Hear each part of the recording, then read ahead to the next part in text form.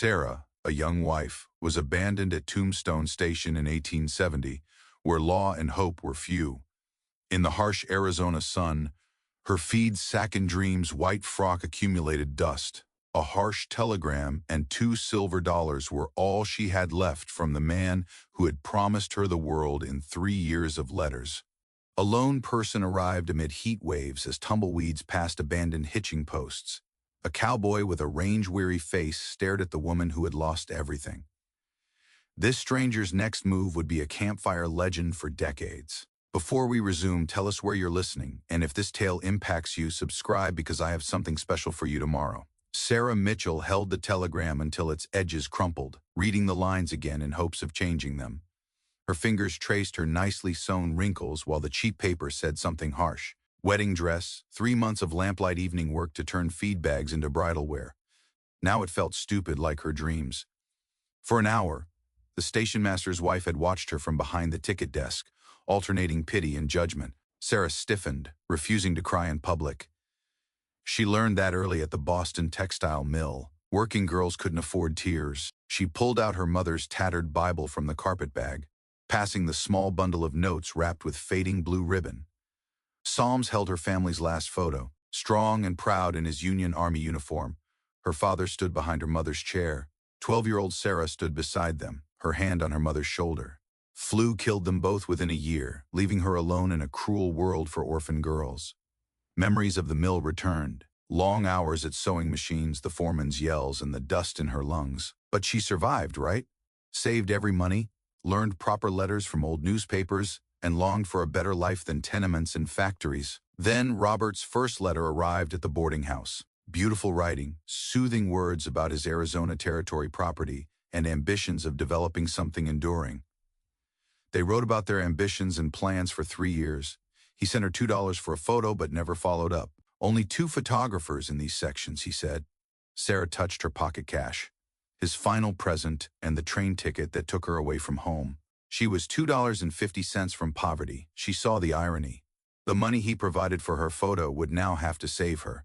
The station master's grandfather clock struck 3, reverberating through the nearly empty building. Sarah packed her few items, knowing she couldn't stay long without drawing notice. Through the dust roadway, she saw windows, tombstones, wooden buildings, canvas tents, and big mountains. She read about the West in dime novels, sneaking between industrial shifts, learning about adventure and wide-open areas where one might remake themselves. None of those stories mentioned the crushing heat, constant dust, or the hollow feeling of being alone in a strange nation with only betrayed trust and a dumb white dress. Horses approached as a burst of wind rocked the station windows. Sarah looked up, half expecting and hoping to see Robert riding up with an explanation for his nasty telegram. The weathered cowboy gazing from the platform's far end caught her eye. He advanced, and Sarah felt her situation heavy like a physical thing. She had no money for a return ticket, no family to call, and night was approaching in a place where a woman alone faced perils she didn't want to face. Before letting the wind take it, she traced the telegram's rough edge one last time, watching. Robert's empty promises danced across the sun-drenched earth. The cowboy watched, his black Stetson lowered against the dying light. Sarah squared her shoulders, resolved to face whatever came next with the same quiet dignity that had carried her through all the hard years. She was her father's daughter, and Jonathan Mitchell hadn't created a girl who would break, even when the world seemed to want to. The cowboy crossed the platform with his spurs humming a calm melody of iron and dirt as his boots solidly touched each wooden plank. He approached with the ease of a horseman, retaining a respectful distance. "Madam," he added, lifting his hat to show sun-bleached hair with gray temples. "James McKinnon. I own Fallen Star Ranch 20 miles north." His deep, distant voice was gentle, thunder without storm potential. Sarah nodded stiffly, clutching her carpetbag. "Sarah Mitchell," she said, years of Boston manners overcoming her fatigue. He acknowledged Miss Mitchell and pointed to the station's little cafe. "May I buy you coffee? It looked like you needed warmth." She hesitated, examining him. Though old, his clothes were well kept. No dandified Western wannabe like Robert. His hip Colt revolver had a weathered grip like a tool, not a masterpiece. His beautiful blue, direct eyes met her stare without flinching or falling to her bridal attire, mocking pity. "I refuse charity, Mr. McKinnon." A faint smile crossed his aged face. "No, ma'am. I doubt you will. Payment for your avoid time. My business proposal may interest you." Sarah looked at the darker sky and then the deserted platform. Pride was fine, but night was coming and she had nowhere to go. Very nicely. The cafe was deserted, save for a tired cook who smiled at McKinnon. "Evening, Mr. James. The usual? Coffee for two, Joe." "And what's?" "Heat and pot." Sarah perched at a corner table to protect her outfit from the dirty floor. Coffee was strong, and bowls of beef stew sent steam into the cooler air. "Eat first," McKinnon said, breaking cornbread. "Businesses can wait." Sarah tried to resist to keep her dignity, but the fragrance of food reminded her she hadn't eaten since morning. Her bite was tiny. Another forced herself to eat carefully despite hunger. McKinnon finally replied, "I've been watching you since the morning stage," pushing his empty bowl aside. Brides passing over tombstones would recognize the look. "Probably Robert Caldwell." Sarah's spoon hit her bowl. "You know him? Know him? He's done this 3 times in 2 years, writing Eastern ladies, promising marriage and a nice ranch, then disappearing with their dowry money." McKinnon spoke with calm rage. "Sheriff has little power. Though legal, changing your mind about marriage is wrong." Sarah whispered, "No." She reached for her coffee cup with trembling hands, fury and humiliation. She wasn't first. Something changed it for better and worse. McKinnon pointed out that my ranch needs a woman's touch, shocking her. "I have 12 workers, a cook who can't bake bread, and more work than hours. My employment offer, Miss Mitchell, fair pay and lodging. Try it for 3 months to see if we like it." Sarah looked at him for the trap. "Exactly as? Housekeeper, nothing else." His gaze was fixed on her. "The door to your room is locked. As a McKinnon, I promise respect. If you leave after 3 months, I'll pay for your transportation." Or why? She could stop it. "Why me?" McKinnon paused, slowly rotating his coffee cup with calloused hands. "Because my sister faced the same circumstance 20 years ago. No one assisted her." He looked up, and Sarah saw old pain in his eyes. "She died her first winter on Denver streets. I vowed to help another woman in need if I could." He stood, reattaching his hat. "Make your choice slowly. Wilson's Mercantile will be my loading spot for an hour. I ride home with or without a housekeeper." Sarah saw him leave, spurs marked. Wooden floor versus time. She saw Tombstone's lights flickering like falling stars through the glass. She knew other desperate women were making tougher decisions in those streets. She examined her white frock and the hopeful stitches she'd made.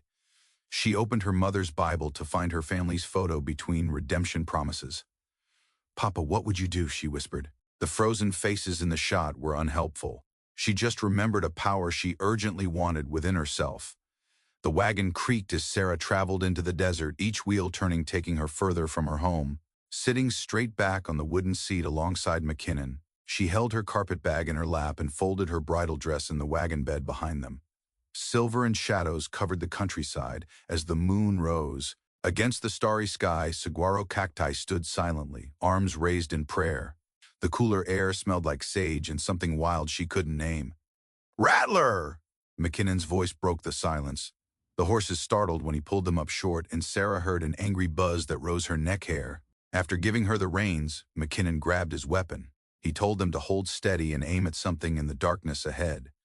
Shooting across empty terrain echoed off distant rocks. "That'll do. We should stroll the horses to prevent more." He descended with a rifle and offered her his. Sarah paused briefly before accepting his help. Her feet barely touched the earth as the horses snorted in fear. McKinnon pulled her back with his arm around her waist as another rattler passed where she would have stepped. She wasn't sure if he was talking to her or the horses, but he said easy. He stepped away properly after seconds of arm warmth. "Miss Mitchell, desert has rules. First, watch your step." McKinnon led the horses while Sarah carried his lit lantern as they walked beside the wagon. Her city boots weren't suited the rocky ground, but she didn't complain. Only the subtle clink of harness and the whisper of wind through brush interrupted the serene calm. She said, "Tell me about the ranch," mostly to avoid her sore feet. "Started with 40 acres and 6 cattle," he said, proud. 200 cattle, 3,000 acres, and the best quarter horses in the territory are now there. All fence posts, main house, and barn were built by me. Had aid. Good men, mostly ex-soldiers like me. Some of us couldn't adjust to city life after the war. Too many ghosts. He looked at her. The West offers a fresh start if you strive for it. Sarah recalled the textile mill's incessant machinery and overseers' monitoring. I don't fear work, Mr. McKinnon, James whispered. Formality doesn't last long here against practical necessities. We'll be James and Sarah, or the hands won't relax around you. Some distant coyotes returned a cry across the desert. Sarah shuddered, not wholly in fear. It was exciting. This natural countryside contrasts with Boston's crowded streets and stringent social norms. James pointed to a faint glow on the horizon and remarked, "We're almost home. Ranch hands keep a barn light glowing, like a beacon for nights like this."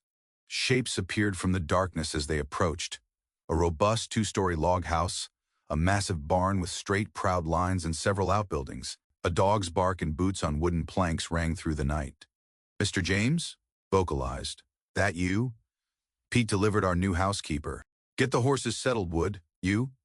Sarah watched a lanky young man emerge from the shadows, touching his hat respectfully to her, then taking the horse's reins. More ranch hands strolled in the darkness, intrigued but politely avoiding the new guest.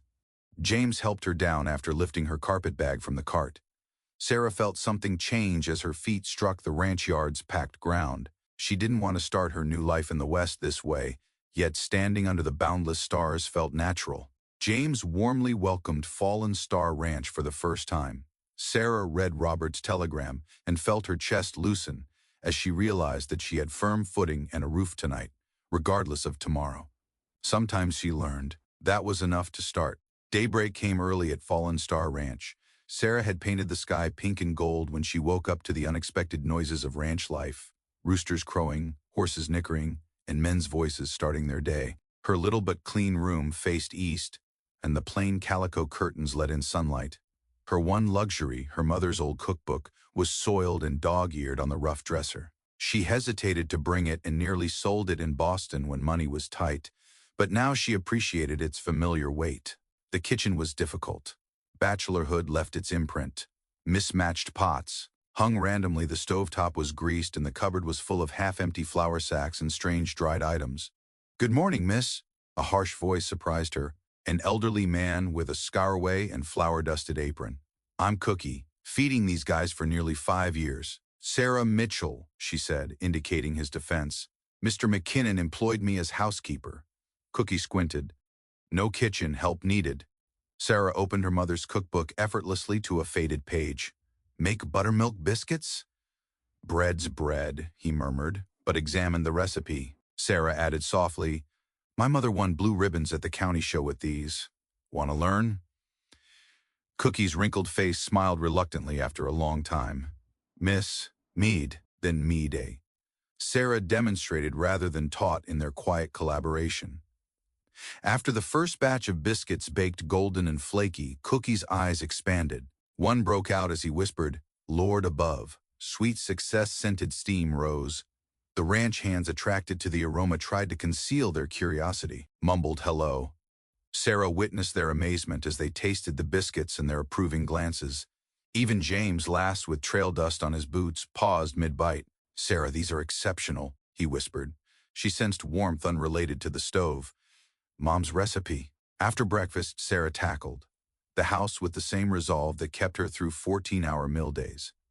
She found rugs that hadn't been used in years, sheets that needed repair, and enough dust to grow a garden. She also saw care.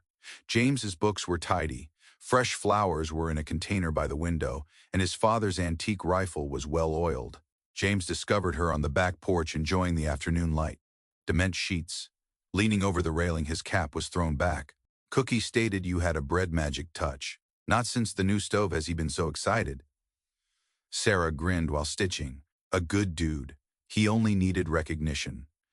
James spoke gently, like most here. He coughs, then says, "Hands are breaking a new horse tonight. Want to watch? May illuminate ranch life." She heard something in his voice and looked up. Horse breaking was not his only offer. He offered to make her more than a cleaner by involving her in ranch life. "I like that," she remarked. James retrieved her as the sun fell, throwing long shadows across the yard. As they watched a young bay stallion circle anxiously, the hands stood around the fence, their customary chatter muted. James said that Spirit led her to the fence for safety, working with him for weeks. Got lots. A soft heart despite his fire. Sarah saw terror behind the horse's stubbornness. Sometimes, she said, the kindest hearts battle the hardest when afraid.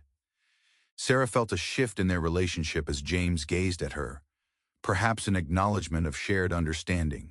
Before they could speak, the horse broke, drawing Sarah into the old dance between man and horse, civilization and wilderness, fear and faith. James shouted, "Grip with your knees, not your hands," as Sarah adjusted her seat on the ancient horse he'd chosen for her first riding lesson. The reins guide, not hold. Even though the morning light was barely over the mountains, the air promised desert heat.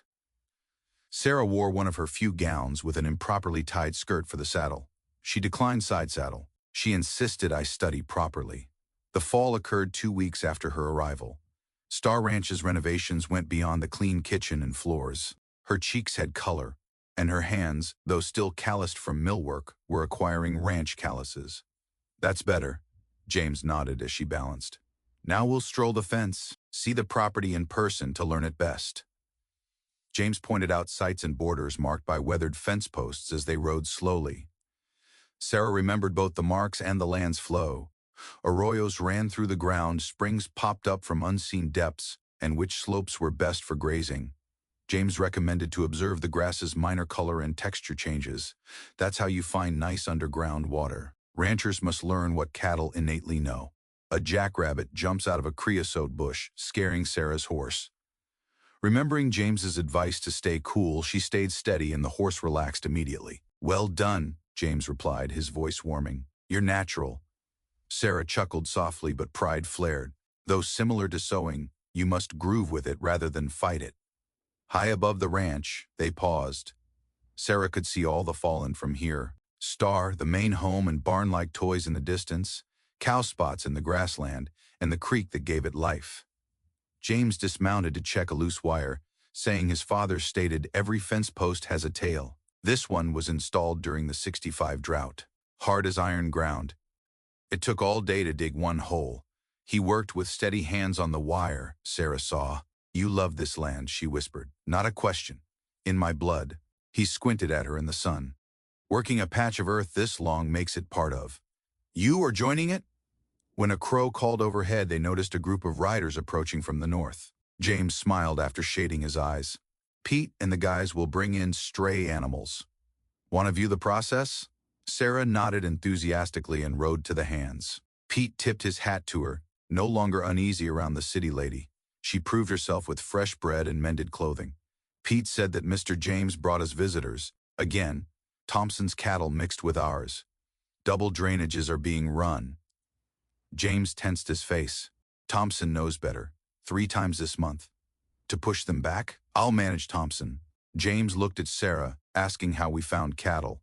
Sarah was captivated as the hands cut individual cattle from the herd for an hour. It felt like dancing, she thought.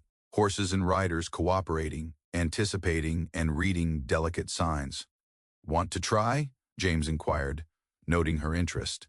First, Sarah saw the milling cattle, then her borrowed clothes. "My attire is unsuitable. Life rarely waits for suitable attire," he smiled. "Also, your old mare has better cow sense than most cowboys. She'll work. You must trust her." Trust. A simple word for a hard thing. Sarah nodded and gathered her reins as James instructed. The mare's ears perked up at the change in intent. James, riding beside her, said to walk her in easily. See how she interprets livestock. Join her in turning. Give in to her intuition. Sarah was amazed that the mare knew what to do. They navigated the herd carefully, and she felt when horse and rider found their rhythm. She understood it was like threading a needle, knowing where to go and trusting your hands. "You there?" Sarah glimpsed James's breath-catching expression when they broke from the crowd, success coursing through her veins. Pride was present. Something else made the huge. Desert feels small and personal. His words were quiet. "Sarah Mitchell, you're full of surprises." The letter bundle rested on Sarah's bed like a serpent ready to strike. That morning, Pete picked them up from the town sheriff. 7 letters from different women recount Robert's life, Caldwell's love and land promises. Sarah's trembling fingertips unfastened the worn ribbon binding them together. The first was 2 years old and authored by a tidy Ohio school teacher. The second was from a Pennsylvania seamstress. She heard each story of lengthy communication, money transferred west for ranch upgrades, train tickets to vacant stations, and nasty telegrams. A knock on the door shocked her. "Sarah," James spoke gently, "the sheriff told you about the letters and suggested reading them with company." She wiped her eyes, stunned by tears. James entered with a pot of coffee and 2 glasses. He placed them on her small table and sat in the room's solitary chair, silently supporting her. Sarah stated, ultimately bringing up one letter, that he used the same terms about developing something lasting together. "I believe they were for me." James said, "Men like Caldwell have a pattern with controlled anger. They exploit respectable women's ambitions and hope." Sarah picked up another letter, seeing desperate hurt in its lines. What became of them? Other women. Those with homes returned home, while others sought honest work in town. Sarah thought about his sister in Denver as he paused. "I was glad you discovered me first," she whispered. Pouring coffee gave James time to answer. "Luck was unimportant in my opinion. Sarah, you're stronger than Caldwell know and still standing." She glanced at Robert's letters, her own carefully stored lies. She stood and approached the fireplace silently. One by one she fed letters, to watch his empty promises burn. "According to James, the sheriff saw Caldwell and Prescott last week. His plan is underway again." Sarah turned, her chest stiffening. "Nothing can be done?" "Here, laws are confusing, but word spreads. Every station master from here to California knows his name and method. It'll be harder to operate." A thought came to her. Letters from other ladies warning others. "That rescued me, right? So you knew to look for him at the station?" Mr. James nodded. "Women helping women. Sometimes that's the strongest law." Sarah felt the unburned last letter's scratchy paper. "I should write one too. Add my voice." Maybe she stopped, finding strength in the thought. Perhaps the next woman will read it before selling everything. Fulfill his promises. James rose. Sarah felt he might grab her. He strolled to the window to watch the land they were falling in love with. No longer her. His words were hushed. A woman waiting. "Just broken promises at the station. You're making something real." Sarah joined him at the window. Ranch work was transformed by the evening sun's rose and gold hues. Cookie rang the dinner bell. I saw Pete leading. Horses to the corral observed the newly repaired fence sparkled in the fading light. She said yes to herself, not James. Something real. She felt him as solid as the soil beside her. She didn't pull away as his rough, warm hand touched her. They watched together. As night fell, Robert's last letters burnt to ash, destroying what may have been. The desert storm arrived without notice, as usual. Sarah was one moment picking eggs from the hen house with her mother's silver locket catching the early light, the next seeing a wall of dust drift across the plains like God's veil. "Sarah," James's voice cut the wind, "get to the storm cellar." Holding her basket of eggs, she hesitated. "Go, Pete's horses." Sarah had seen something James hadn't. Spirit, the half-broken stallion, terrified at the storm and escaped his pen. Horse ran straight for barbed wire fence. Without thinking, Sarah dropped her basket and bolted. After hearing James curse, she heard his hooves trailing her. The wind blew her skirts, stinging her face with sand. Each step rattled her mother's locket against her chest. Fearful Spirit reached the fence. Despite the wind, Sarah's voice carried. "Easy, boy. Easy now." Knowing her voice from weeks of sweet remarks, the stallion hesitated and offered apples. These precious seconds were all James needed. He rode up with Spirit and grabbed the lead rope. "Now, Sarah, cellar." She ran this time, James and Spirit following. They narrowly survived. Just as James closed the cellar door, the storm hit full force, plunging them into darkness, just the candle to light the path. The weak light showed Spirit trembling, still startled but restrained in the cramped area. James turned to her after wrapping his rope around a beam. He remarked, "That was either the bravest or the most foolish thing I've ever seen," his voice raw with fear or rage. Sarah's hands shook as she realized her actions were dangerous. "I couldn't let him die on the fence." "No," James whispered. "You couldn't. That worries me." Sand hissed on the cellar doors like 1,000 angry rattlers as the storm roared above them. Spirit calmed under their kind voices and hands and fell asleep despite the wind. Nervously, Sarah stroked her mother's locket. Warm silver from her skin reminded her of Boston's gifts. She admitted to being scared of storms, unsure why. In the mill, when the machines ran and storms shook the windows, I held this locket and imagined my mother's fortitude. James got close enough to see the locket in the lantern light. "May I?" Nodding, she slipped the chain over her head. James opened the catch with care, his rough fingers surprisingly delicate. 2 little photos of her parents' wedding day were inside. He stated, "Your grin is strong like hers." Sarah looked up, surprised by his proximity. His lantern-lit eyes cast shadows she'd never seen before. "I've watched you for weeks," he whispered. "See how you tackle each problem and improve this location just by being there. Like this terrain, you're lovely but powerful enough to weather any storm." Her heart beat louder than the wind. "I realize it's too soon," James said. "You didn't come for safety." He paused, attempting to swallow words. Sarah touched the locket with her fingertips, neither pulling away. "When I arrived," she continued gently, "I feared I was broken, and Robert had taken something I couldn't get back. I now see he didn't remove anything, simply showed me what I had." Strong, she paused, her voice softening to trust again when earned. James's warm, calloused fingers covered hers. The lantern created enormous shadows on the cellar walls as the storm roared overhead.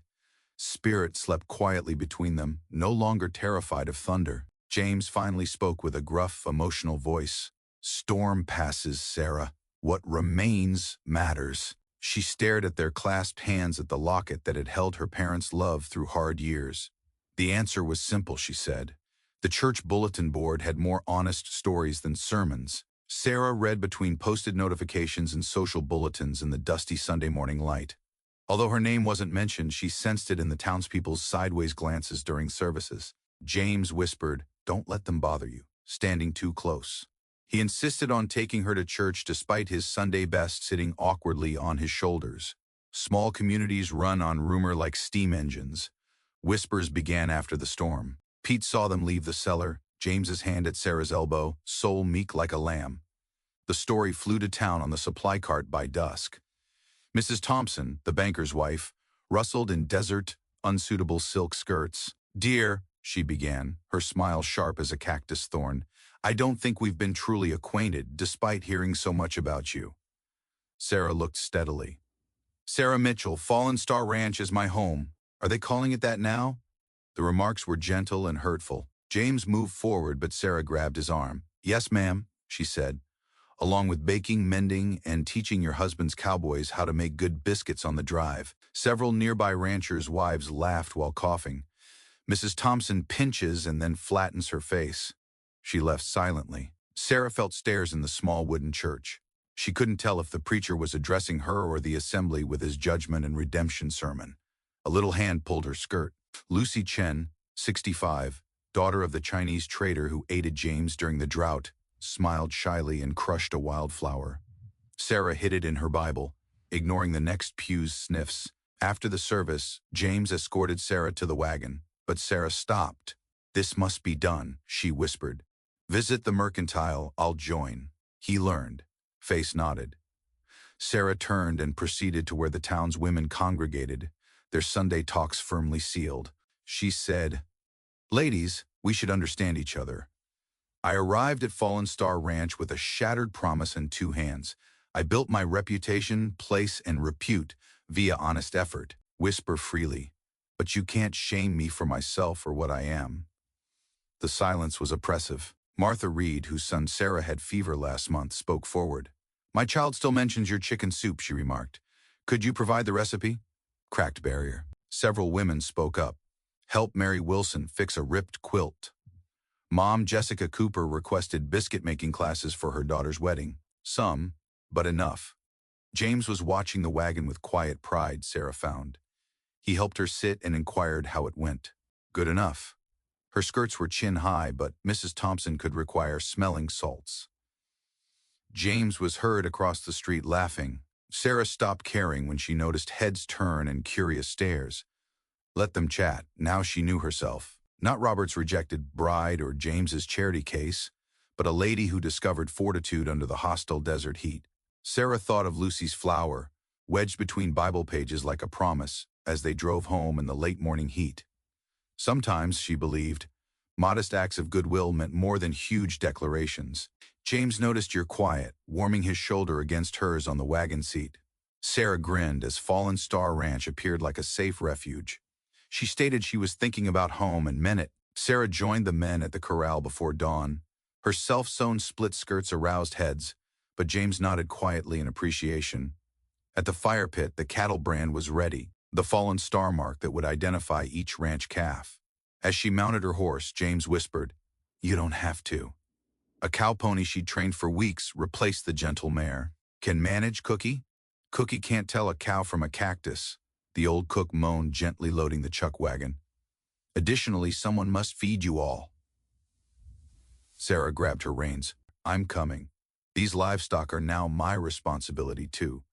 Leading spirit Pete rode up. Sarah gently guided the stallion through patience and understanding. He became James's main mount, proving her ranch status.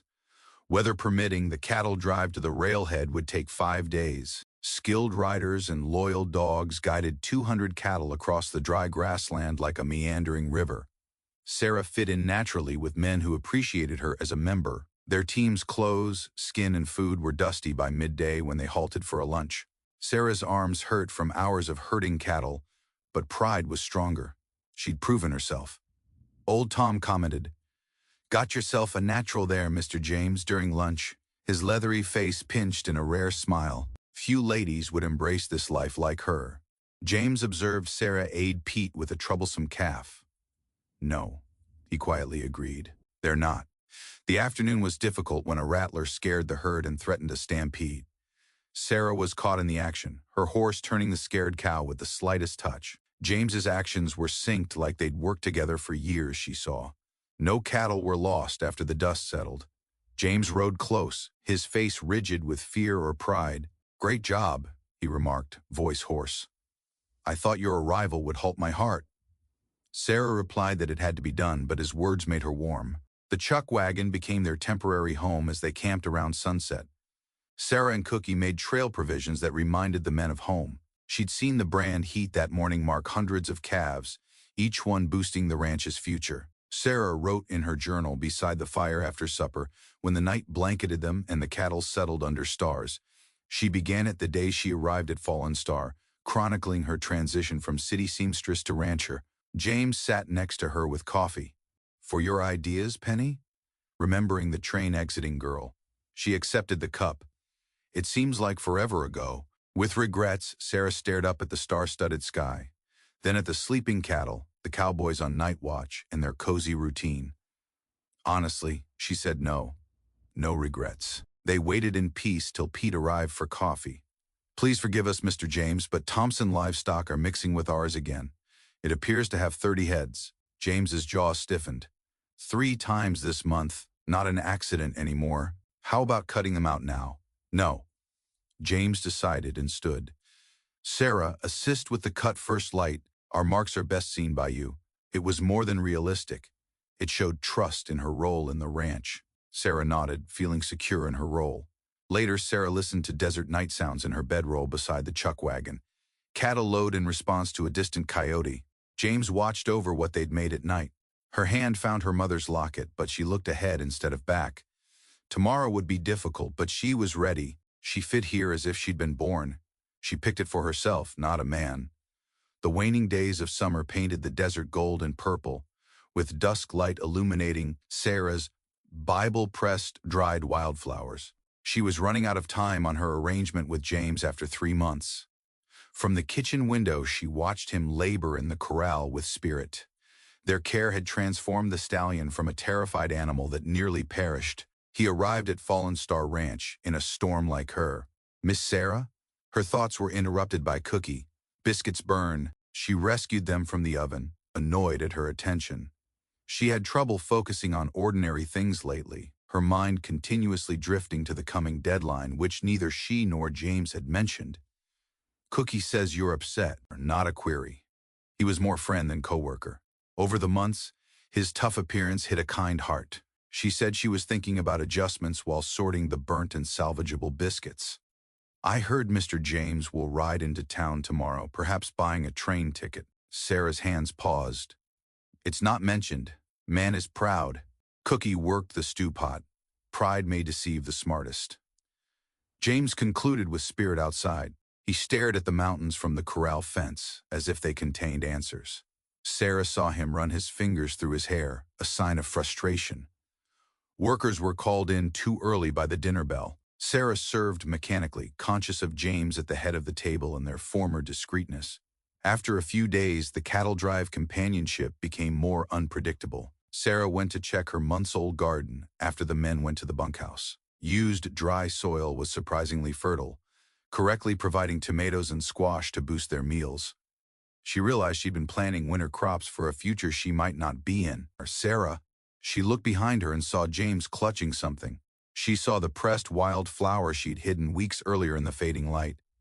"This slipped from your Bible when Pete borrowed," he remarked forcefully. "For Sunday readings," Sarah whispered. "Lucy gave me my first Sunday in town." James gingerly twisted the dried flower, its purple petals still vibrant on his calloused palm. Seemed like a lifetime ago. "James, I'm writing to..." He cut in tomorrow. "Need to arrange everything." The heart sputtered. "My ticket." His eyes met hers, then returned to the flower. "Is that what you want?" The question hovered between them like smoke on a calm day. James approached, so near that Sarah could see his emotional turmoil. Finally, he continued, "I want your finest. You came for shelter, not what? No ranch to refinement dude, not someone who can't provide you Robert's promised life." Anger, heat, and surprise hit Sarah. Robert promised deception. "You've given me truth, a home, meaningful employment, and family." James had a scratchy voice after 3 months. "That was our arrangement. Agreements can alter." "Sarah, no." Her fingertips touched his as she accepted the flower. "You're right. I came seeking shelter, but I stayed because I found something I never realized I needed. Something real." The sun had fully set, turning the sky deep blue and purple. Pete's harmonica played a gentle, lovely tune from the bunkhouse, drifting across the yard like a living creature. James remained still, torn between hope and fear. "I can't make your life easy." "Not wanting easy," Sarah whispered softly. "Want this. Ranch, work, family built here." She paused, gaining courage. "You..." He grabbed her and gently stroked her cheek. Sarah ignored the squeezed flower as she felt his honest labor and meticulous strength calluses. He muttered, "Stay," implying a proposition. "My shout, not my housekeeper." Mr. James's riders came rapidly from the bunkhouse, shattering the mood. 3 ghostly men on lathered horses entered the ranch yard, dispersing dust and stress. James stood in front of Sarah, reflexively reaching for his pistol belt. A refined voice halted Sarah's heart. "Quite the pleasant scene," I disrupted. Robert Caldwell sat his horse like a pretend rancher, his attire too clean for trail labor. He had a silver-handled handgun at his hip and his pals smiled dangerously. James murmured deathly quietly, "Caldwell, you're not welcome here." "Why meet a man claiming his bride that way?" Robert spotted Sarah. "I've had trouble finding you, sweetheart. I was surprised to learn about a jilted woman living at Fallen Star Ranch." James tried to stop Sarah, but she went forward. "Robert, I'm not your bride. I never was." "Sarah, don't rush. There was a minor misunderstanding, but I've resolved it." He pulled a folded bank draft from his jacket. "Your dowry. Returned with interest and enough for a lovely San Francisco wedding." Sarah observed what James had noticed as the paper fluttered in the evening breeze, the telltale marks of a fake, like the other women's letters. James stated he was generous, but his tone didn't imply that for a man who's been playing the same confidence game in 3 countries. Robert's genial face dropped, showing a colder side. "McKinnon, your worry isn't this, or she and I have a deal." Sarah stated that the woman had found her home. An unpleasant laugh came from Robert's friend. "You didn't mention she became a ranchwoman, boss. We could take the cattle and let her play cowgirl." James's revolver left his holster faster than Sarah could blink. "Sounds like a threat." "Just business," Robert said casually. "I recently became interested in the Thompson spread. Your livestock are mixing with his often, which could cause ownership disputes." Understanding dawned. "You intentionally brought Thompson's livestock onto our land?" Sarah accused, fabricating. "Smart girl." Robert's smile became predatory, "But I favor creative redistribution." "Sarah, if you came with me today, we could possibly address these awful business things amicably." Pete and the others left the bunkhouse with weapons ready, awaiting James's signal. Cookie's shotgun gleamed in the lamplight in the kitchen doorway. A peculiar calm overcame Sarah. His letters held her dreams, and his deception nearly broke her. She pondered how she believed his promises after seeing his flaws, smile, and nice clothes. "I once believed in you," she whispered amid the tight stillness. "Believed in the man who wrote those beautiful letters about developing something permanent. But everything about you's a lie, Robert? Stop calling me that, sweetheart." Sarah joined James shoulder to shoulder. "I learnt about real men. Men who work the land with their hands, keep their word even when it hurts, and build something true instead of living on lies." "Pretty speech?" Robert scoffed, losing his refined accent. "Words don't stop bullets. Thompson gave me his claim somehow. We'll own Fallen Star Ranch." "You're wrong." The new voice came from behind Robert in darkness. Sheriff Davis, Thompson, and 4 deputies rode into the light. "Caldwell, you have enough witnesses to show your land fraud, plus swore. 3 women you swindled give statements." Robert reached for his gun, but James was faster. "Some fights aren't worth dying for," he whispered. The knight paused on a knife. Robert lifted his hands, his confidence crumbling. "Not over yet." "Yes," Sarah insisted. They watched the sheriff and his men arrest Robert and his friends. Thompson approached James with embarrassment. "McKinnon, who had papers, offered to save my property from the bank if I helped him claim yours. I was stupid." Not rudely, James said, "We'll chat tomorrow." To neighbor. After the dust settled and hands returned to the bunkhouse, Sarah felt James's arm around her waist. She felt his solid strength without guns or threats as she leaned closer him. "Quite a speech about real males," he whispered. Sarah grinned at her past being handcuffed. All true. On the front porch of Fallen Star Ranch, Sarah watched the sun paint the desert in promise at dawn. James's most prized asset, the ranch's deed, was in her lap, confirmation of everything he'd constructed himself. His simple gesture of leaving it on her pillow at night made his intentions apparent. She heard Cookie's morning ritual, the usual clang of pots and pans, a comfort after the night's tumult. The ranch woke slowly, as if it needed time to recuperate from Robert's disruption. "I expected you here?" Old James held 2 mugs of coffee in the entryway. He'd been up for hours, his boots dusty from morning duties. Sarah accepted the cup and inhaled the rich perfume that had been her daily habit. "You left me something," she whispered, touching the deed. It felt appropriate, so he sat alongside her on the porch step, shoulders touching. "What you mentioned last night about real men and constructing something true has been on their minds." "Let me finish, James." Looking out at the lightening horizon, he thought, "When you originally got here, I thought I was helping a woman in need like any respectable man." Not entirely true. Sarah's heart raced, but she kept quiet to let him finish. "At the station, I recognized a strength in you that mirrored this magnificent but unbending land. Your actions since then have proven me right." He faced her. "Ranch, not simply land and cattle. I've developed this fantasy piece by piece and never believed I'd share it until you came along. Will you keep me as your housekeeper?" Sarah's solemn gaze belied her mocking voice. James grabbed her hand after taking the deed from her lap. "I want you to be my partner in everything, to build something lasting together based on honest labor and sincere sentiments, not fancy words and letters." Sarah looked down at their clasped hands, his calloused from rope and reins, hers from needle and garden soil, different jobs that had somehow braided into a life. He concluded that if you want me, the ranch, and this hard but wonderful existence, the deed should include both our names. He was drawn up by Sarah as she stood. Her mother's locket shone like fortune in the morning sun. "I came west thinking I wanted to marry and belong. I never expected to find both in a place so different from my plans." Indeed, James's voice was gruff with emotion. Sarah caressed his cheek, feeling the morning stubble instead of responding. "Remember the first morning you taught me to ride? You advised me to trust the horse." He nodded, covering her hand with his. She said she learnt more than riding that day. Trust and love come from acts, not words. "You've shown me who you are every day since I arrived, and how you treat your animals, hands, and land." She smiled. "Even in letting me find my way here." James whispered, "Sarah Mitchell, you're evading my question." She echoed James McKinnon. "I'm saying yes to becoming your partner, wife, match in all things, and developing something permanent together." Kissing her, he tasted coffee, promise, and dessert morning. Sarah spotted Pete and the other hands hurriedly pretending not to watch from the bunkhouse porch when they split. Cookie called from the kitchen window, "Hopefully we can have a celebration breakfast now." James laughed, echoing across the ranch yard. "My buddy, what say you, ready to begin our official day?" Sarah gazed at her home and family. Now that the sun was up, Fallen Star Ranch was a picture of light and shade and boundless promise. "Lead the way," she said, really. The engagement spread like wildfire in parched grass through gravestone. Sarah stood in Martha Reed's parlor with the same women who muttered at church. Now they surrounded a quilting frame. Needles flew as they made her wedding gift. Martha told Sarah that every bride needed a quilt as she stitched the pattern. "This one does tell a narrative." Each square symbolized something: a horse pattern for Spirit's rescue, desert flowers for Sarah's dusty dirt garden, interlaced rings for the road ahead.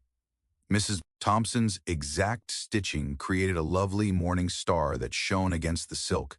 Jessica Cooper threaded her needle, thinking, "Never believed James McKinnon would be captured." Before the right woman left, Guy was married to that ranch since returning from the war. Mary Wilson smiled. "Wrong train. The Lord sometimes works mysteriously." Sarah stroked her finished quilt square, a feed sack cotton heart like her first wedding garment. "I thought I knew what I wanted. I needed something I didn't know to look for." Martha nodded. "Loves that. Discovers you while you're planning." As ladies worked and chatted, afternoon light filtered through lace curtains. In those hours, Sarah learned more about James than in months at the ranch. He was friendly to struggling neighbors, lived by a code as rigid as fence wire, and helped them quietly. He assisted Tom. "Keep our place during the drought," Martha whispered. Never requested payment, just said neighbors help neighbors. In town, James prepared himself. Pete rode up with reports of the men restoring the ranches. On Chapel, though unused since James's parents' death, it stood strong against the desert wind. Pete reported full crews. Even whitewashing the walls helps reduce dust, according to Cookies. Days fly by. Lucy Chen and her mother brought Sarah silk hair ribbons, saying every wedding needs something fine to balance the utilitarian. The ranch hands gave her a magnificent tooled saddle to match, leather worked with stars and mountains. In the chapel one evening, Sarah saw James measuring planks for new pews. She watched him work, admiring his steady hands on wood. She stated the town is participating, choosing a stack of lumber. Martha Reed's sewing circle, the Cooper girls' bunting, and Mrs. Thompson's silver reception service. James smiled, nailing it. "Same people who doubted you 3 months ago. People alter. When they realize truth." Sarah automatically picks up a hammer and works with him. Honestly, James hesitated, wiping sawdust off his palms. "Something for you." He pulled a brown papered parcel from his pocket. Sarah spotted a silver bracelet with a tiny, beautiful diamond. Quite gently, James replied, "It was my mother's. She insisted that I only give it to someone who loved the land as much as she did. Someone who got that beauty out here requires calluses and grit." Sarah placed the ring on her finger and it fit naturally. Diamonds reflecting light from the chapel's new windows cast miniature rainbows on the new pews. "Perfect fit," she whispered. "Like you," James stated simply and hugged her. After walking back to the main house hand in hand, they watched the sunset and painted the desert in wedding colors, rose, gold, and deep purple. Pete played an old love tune on his harmonica in the bunkhouse as Cookie cheerfully debated wedding cake spices. Sarah squeezed James's hand, feeling peaceful joy from assurance. The lost bride from the station platform had gone. Home she was. A anxious telegraph office boy delivered the menacing letter 3 days before the wedding. Sarah found it behind her mother's necklace on her dresser. Robert's exquisite penmanship contrasted with his nasty words. "Betraying her commitments deserves everything bad. McKinnon should watch his ranch burn." Sarah read it without shaking. It surprised her. Old Sarah may have trembled and feared. Instead, her chest froze with wrath. "Ma'am?" Pete's voice came from outside. "This may interest you." Her heart stopped when she entered the porch. Smoke rose from 3 horizon spots. Most annoying, the north pasture, east fence line, and drought-dry grass near the chapel. Robert didn't simply threaten. He evaded arrest and returned. As she approached the stable, she called James, who rode out at daybreak to inspect the high pasture. Pete replied, rising. "Cookies alarming. Town all. When smoke appears, send aid." Saddling her horse, Sarah's mind raced. The chapel. "Tom and the boys are going." "Miss Sarah, there's more." Spirit left his corral and evidence suggests a leader. Naturally, tracks lead to Devil's Canyon. Robert understood their stallion's significance, would understand how his loss hurt more than fire.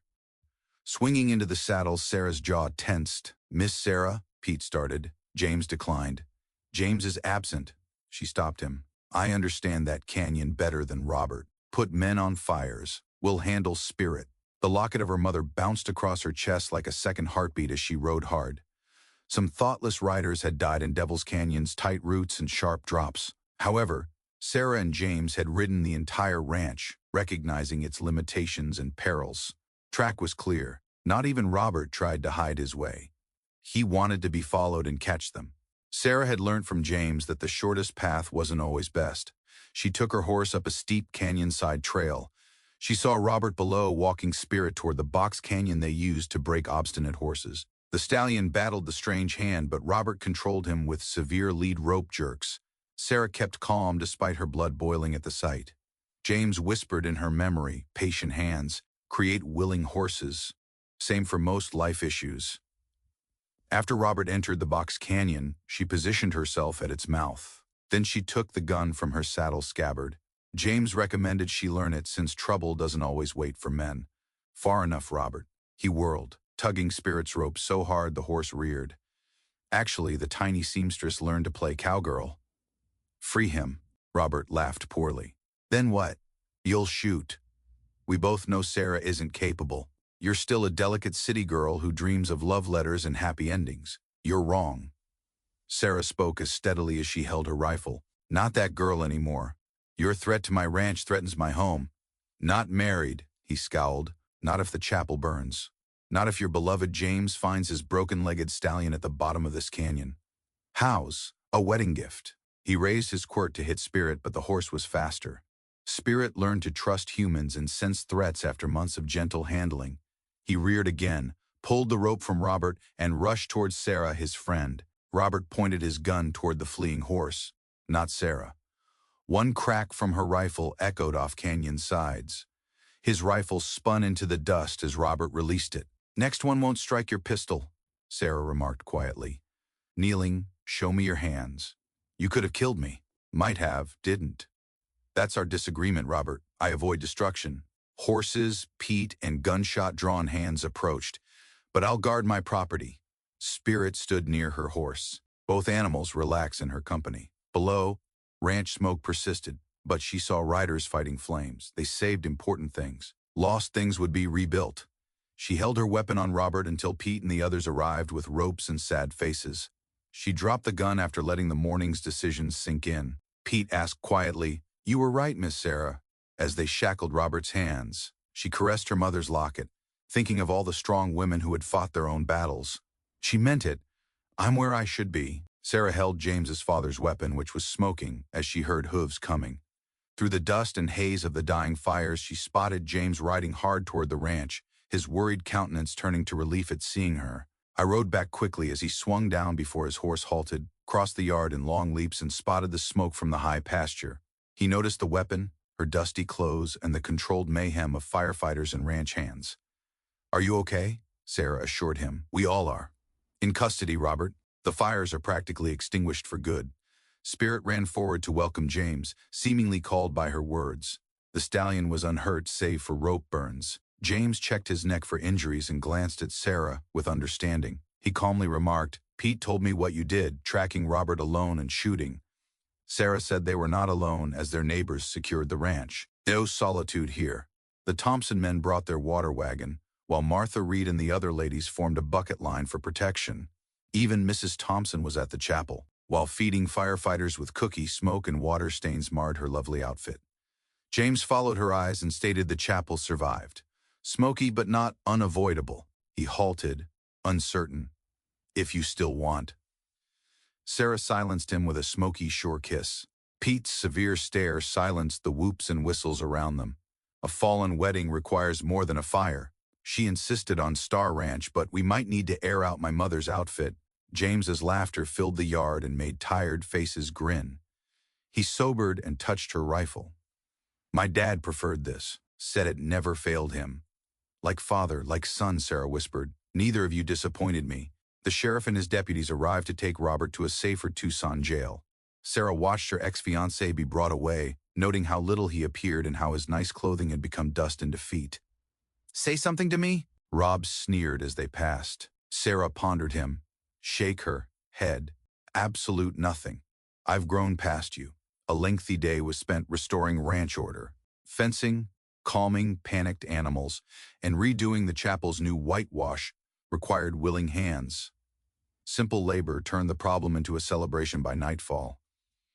Cookie appeared with a feast, and Martha Reed brought her excellent apple cider. Someone played a violin, and the ranch yard filled with music and laughing. James murmured softly, "Look at them, standing beside Sarah on the porch. Half these people wouldn't talk to you a few months ago. They're ready to face fire and outlaws for our marriage." Sarah said people can surprise you as she watched Mrs. Thompson teach Lucy Chen a Virginia reel as Spirit watched eagerly from his pen. They sometimes need an opportunity to shine. They smelled of smoke and hard work as James pulled her close. He said, "Thank you for taking a chance on a dusty ranch and a weathered cowboy." Sarah reached for James's father's rifle on the porch rail after touching her mother's necklace. She remarked, "These aren't new things anymore. They show where we've been and who we are." Pete played the wonderful slow tune that had become their song on his harmonica, boosting the sound. As the sky darkened, stars appeared, dazzling and hopeful like the future ahead. "Dance with me?" James extended his hand. Sarah accepted without hesitation, joining him in their circle of light, music, and family. Tomorrow would offer fresh challenges, joys, and love and trust lessons, but tonight they would celebrate holding firm, protecting their home, and choosing each other over all odds. Life came in their way. The chapel's modest altar held the marriage license, its new ink shining in the morning light. As Martha and the other women turned James's mother's room into a bridal chamber, Sarah stood there. Her wedding outfit was simple, crisp white cotton trimmed with Chen women's lace, cut and sewed by her to show her transformation. Martha said she borrowed her mother's veil and pinned it on Sarah's hair. Tying a fading ribbon around her desert wildflower arrangement, Jessica added something blue. Lucy Chen timidly presented a necklace of small pearls, "Something new from my father's trade path." "And something old," Sarah said, caressing her mother's locket. From the window, she saw the renovated ranch yard. Chair rows faced the chapel's open doors, and bunting hung between the posts. Cookie had a desert flower arch, and Spirit had a ribbed bridle for his position as ring-bearer. Pete's concept that made James giggle. "It's time," Martha whispered. Sarah looked in the mirror one last time. The woman staring back wasn't the station platform bride or the courageous rancher who'd faced Robert. She was unique, a mix of East and West, gentle strength and mature wisdom. Pete's surprised chapel bells rang, repaired on this day. Cookie was waiting for Sarah at the bottom of the stairs, his customary rigidity softened by emotion. "A bride shouldn't stroll alone," he said harshly. "Would you honor me?" Sarah kissed his worn cheek. "Would be proud." The music began with Mary Wilson on piano, Pete on harmonica, and 3 ranch hands on fiddles, suitable for ranch weddings but not church organs. Sarah took Cookie's arm and into the sun. James waited at the altar in his nicest suit, his father's watch chain shining on the vest. He held her gaze, conveying volumes without speaking. Thompson, their reconciled neighbor and best man, stood behind him, the link between past and future. Simple ceremonies were appropriate for folks who valued action over words. Their vows were plain and witnessed by the country and people they loved. "Call family." When James put his mother's ring on her finger, Sarah saw Martha's tears, Cookie's delight, and every suspicious face's excitement. In this company, the preacher said, "I now pronounce you man and wife by my power and God's blessing." The first kiss, as husband and wife, tasted like promise and morning brightness. The congregation cheered, and Pete gave out a joyful whoop that made everyone chuckle. Tables creaked beneath the weight of food from every ranch and farm for miles as the celebration spilled onto the yard. Children played between the elders' legs, dogs begged for crumbs, and even the adjacent cattle seemed unappealing. "Mrs. McKinnon sounds great," James whispered as they strolled between well-wishers. "Partner?" Sarah smiled and corrected. "Yes, we agreed. All-around partners." She was drawn closer by his laughter. "Life, work, and whatever comes our way, partners." And day of congratulations, dancing, and family legends flew by. Cookie presented a wedding cake that mixed Sarah's mother's recipe with Western sensibility. Spirit carried his ring. He performed his duties with astonishing decorum, even if he tried to devour the flowers.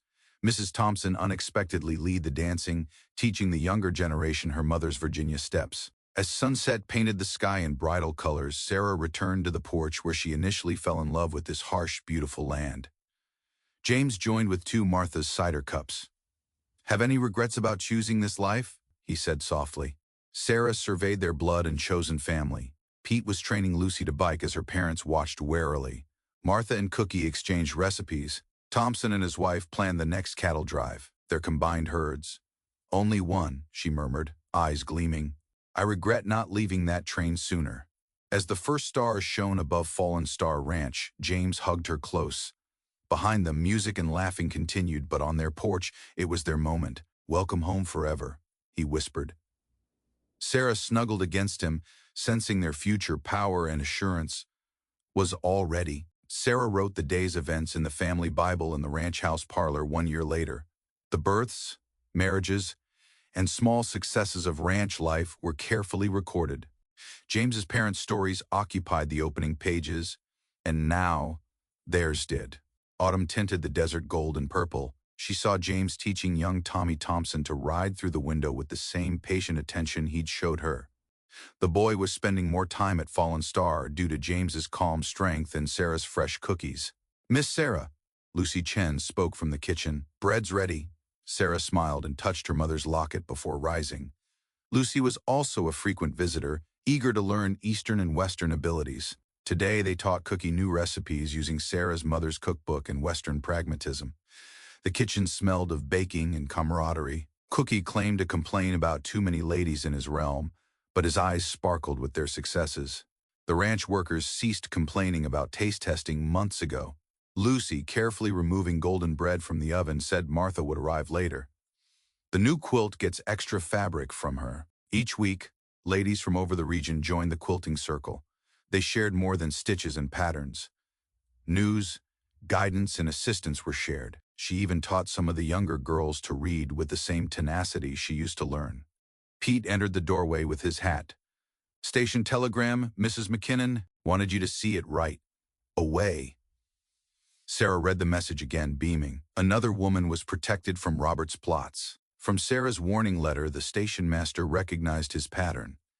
Fallen Star Ranch may have room for the Prescott stranded woman, according to the telegram.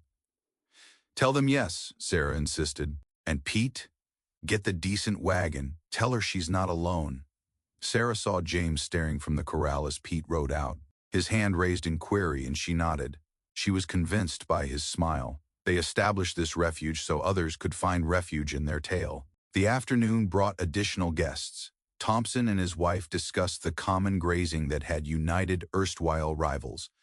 Their success encouraged other ranches to collaborate rather than compete. Whole community. The proud father of several promising colts, Spirit, nickered a greeting from his pasture.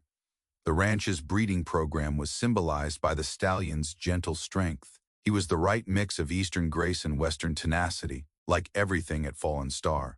From their porch, Sarah watched the sunset paint familiar colors across their acreage. James joined her, smelling horses and honesty.